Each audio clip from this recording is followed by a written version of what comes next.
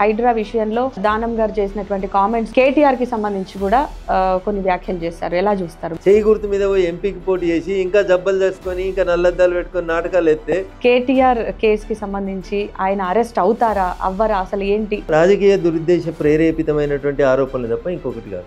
1 year నుంచి కూడా మీరు కాంగ్రెస్ పాలన చూస్తున్నారు. సో రేవంత్ రెడ్డికి సంబంధించి మీరు ఏం చెప్తారు? 400 ఎకరాలు తీసుకుపోయి భారత ప్రభుత్వ నిబంధనలకు లోబడి దాన్ని మాటికే చేసి 10,000 కోట్లు తెచ్చుకున్నారు. బీఆర్ఎస్ అనేది బీఆర్ఎస్ఎస్ పార్టీ, అంటే బీజేపీ బీఆర్ఎస్ ఒక్కటే అని చెప్పేసి రేవంత్ రెడ్డి గారు కూడా అంటున్నారు. రేవంత్ రెడ్డి తొందరపడుతున్నాడు, ఇంకా ప్రతిపక్ష నాయకులాగానే మాట్లాడుతున్నాడు అనేటువంటి ఒక అభిప్రాయం.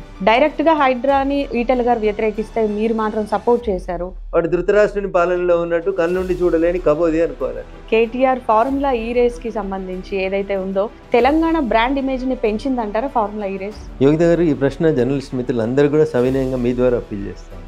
ఈ 10 ఏళ్ళు కూడా ఎన్ కన్వెన్షన్ ని కూల్చకుండా ఆపడానికి రీజన్ ఏంటనుకుంటున్నారు? నేను కాదు కదా ముఖ్యమంత్రి కుర్చీలో. సో అల్లు అర్జున్ అరెస్ట్ సమయంలో కూడా మీరు ఆయనకు సపోర్ట్ గా మాట్లాడారు, కానీ అక్కడ ఒక ప్రాణం పోయింది కదా. సో అమ్మకి ఆలికి మధ్యలో తేడాదల నేతల గురించి మనం ఏం మాట్లాడుకుంటాం? సో మీకు నచ్చిన 3 సీఎంలు ఎవరు సార్? తెలంగాణ కోసం కష్టపడినటువంటి వ్యక్తి వాటిని గుర్తించాల్సిందే, గౌరవించాలి. చిరంజీవికి రాజ్యసభ వచ్చే ఛాన్స్ ఉందా?